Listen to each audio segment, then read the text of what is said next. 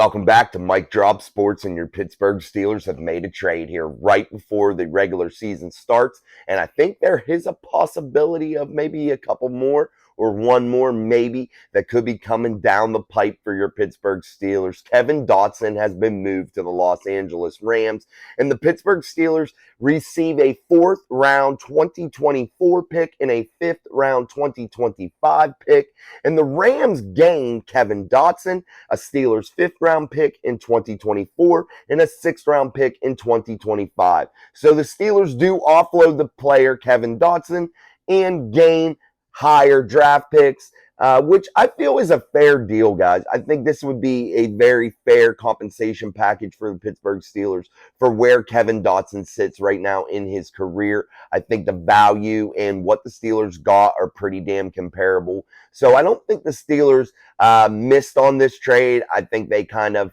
won in some aspects because they still gained something from somebody that wasn't going to play this season on their offensive line. He wasn't going to be an integral part of this puzzle for the Pittsburgh Steelers moving forward.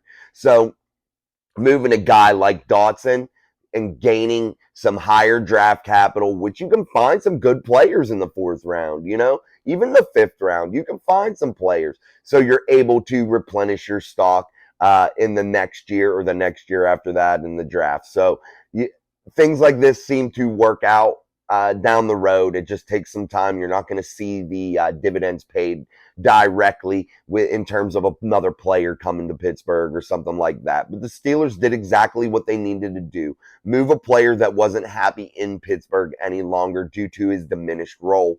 And the Steelers gaining draft capital that is so valuable in today's NFL. And I know some organizations like the Rams will offload draft capital quickly as they can to gain players and collect players.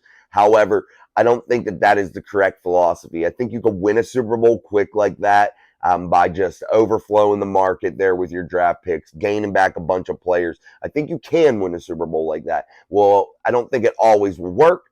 And I think it takes you many years to rebuild after because your cupboard is so bare once you do something like that, like the Rams did. And I think Kevin Dotson is going to be an immediate impact player for the Rams due to their injuries and their depth issues at the offensive line position. And I think Kevin Dotson is a nice pickup for the Los Angeles Rams. And I think it worked for the Pittsburgh Steelers also. So a good trade all around. Kevin Dotson no longer a Steeler. But moving forward, I expect there probably to be one more trade here before the kickoff of the regular season. I'm thinking there's going to be something to do with gaining a cornerback of some type. Is it going to be a big name player? Probably not. But is it going to be a guy that's serviceable? Yes, that's what I'm thinking. The Steelers are going to go out there and look for a serviceable cornerback to add some depth to the room. You had the injury of Corey Trice, and the Steelers had high hopes for him. But I think the Steelers are looking for that cornerback depth, and I think they're going to go out and dangle some more of the trade pieces that they have remaining. They have some defensive linemen that they could let go. What about a Zach Gentry or somebody like that? I don't know what you would get for him. I don't know what kind of a value he would have out there on the open market right now in terms of trade, but he's on the cheap and he's a quality player if you ask me. So the Steelers could make some moves in that department to gain some of that cornerback depth, and I think that's going to happen, and that's going to be the last little splash before the Steelers kick off their regular season as they are embarking on getting down to that 53-man roster and finalizing that product that they're putting on the field. So Omar Khan, Mike Tomlin, Andy Weidel, they're right now in the lab, man. They're tweaking everything out, and they're just trying to make those minor adjustments. Nothing too big, nothing too crazy, because you don't want to mess with what this team has built in Latrobe, Pennsylvania in terms of chemistry and things of that nature. This team is built already. The only thing you may need to do now is add maybe a little depth here, a little depth there. But you need to find guys that fit into the system that are going to come in and be able to fit into that locker room also. And I think Omar Khan and Mike Tomlin are good people readers when it comes to that type of stuff. And they're looking for a Steeler. They're looking for a Steelers type guy. And I think they'll be able to find it. I think there's a team out there that needs something.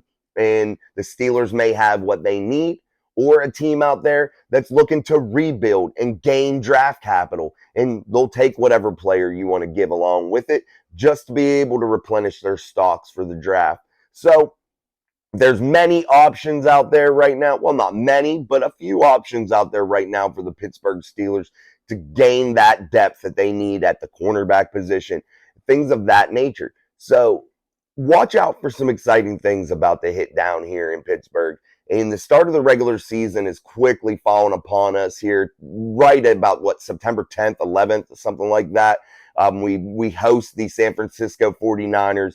And believe you me, this team will be complete and ready to go and out on that field as a whole, as a collective, ready to go. And I don't think there's going to be any huge major changes to what we projected on the roster.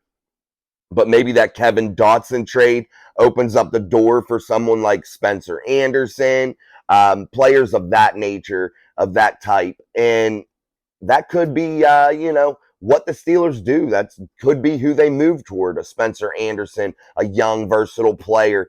They could do something like that to bring along with young Broderick Jones, to get that next wave of quality linemen to come behind what they have right now, to continue to build that offensive line for the future, to protect Kenny Pickett, and do it in a way that's not so expensive with young, quality talent through the draft. And that's where I say that you should build your team, through the draft and occasional free agents when it works, when it's cheap, bringing in a veteran guy, things of that nature, guys. So your Steelers are on the right track. They're doing things the right way. And I think there might be one more splash, one more little wave here right before the kickoff of the regular season. And I appreciate you guys stopping through. That's all I really had to talk about today. Once the Steelers make their final cuts, we'll get another reaction on that and compare that to our roster projection and what we thought and who we thought the Steelers were going to keep and how many players at each position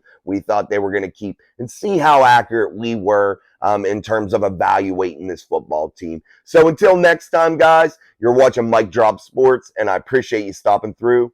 Peace.